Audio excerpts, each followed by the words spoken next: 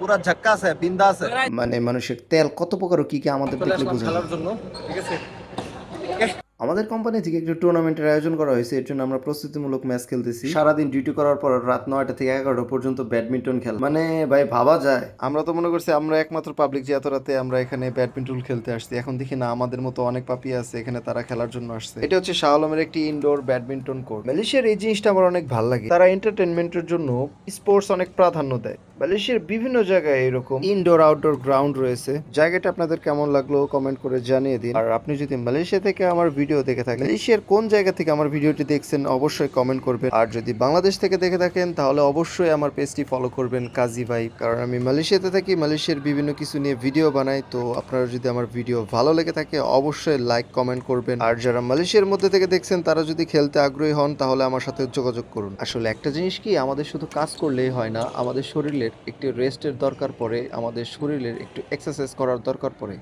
আমরা যদি খেলাধুলা করি তাহলে আমাদের বডিও ফিট থাকবে। অবস্থা খারাপ হয়ে গেছে